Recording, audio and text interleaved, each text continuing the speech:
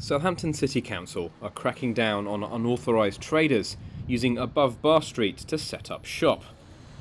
The order, which came into force in late 2013, deems the selling of all items except flowers, foliage and newspapers as an offence, which comes with a fine of up to £1,000.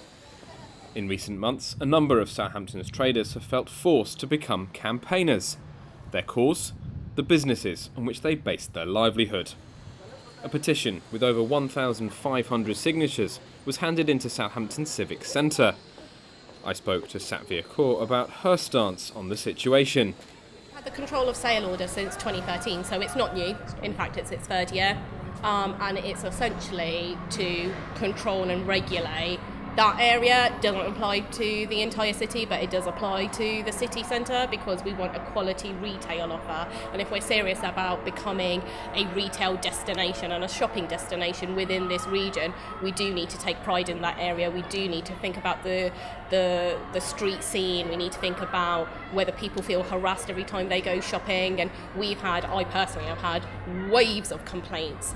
And it's about trying to fix that, hence why we went out for retender with the markets at the moment. We're hoping to start with a new operator next month, watch this space, and any peddlers that want to get involved should speak to whoever the new operator is. One of the traders who's part of the petition is Emily Byrne. She explained why she's continued to fight the order. We've been battling it by ourselves for the past couple of years. Like last year we went to court to fight the legality of it, and we couldn't do it by ourselves as individuals, and this was like the last chance, the last fight we kind of had, is getting everyone from the public to voice their opinion. I think it's losing an incredible amount of business because the control order itself is stopping us from trading on this whole precinct, and where it's allowing us to trade, there's no foot flow to carry on our businesses normally.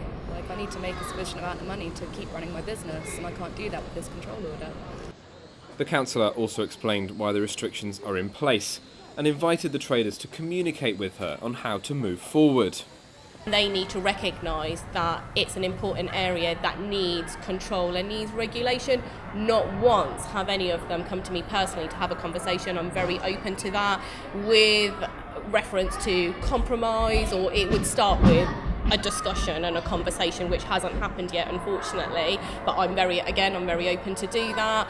And what I would encourage them at the moment is whoever the new operators are to work with the new operators, because it's really important that this sector is regulated and is controlled. Otherwise, the 250,000 people that live in Southampton, you could quite easily just pitch up shop outside West Quay and start selling anything and everything. There needs to be some kind of control there.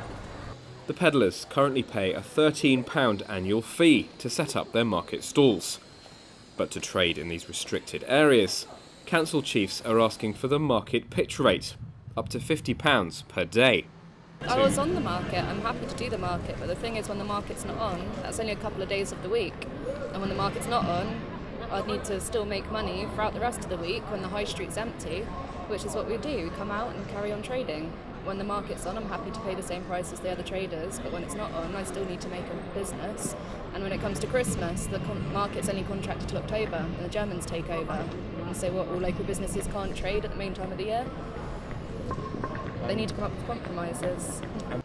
Ben Trepess, for That's Solent.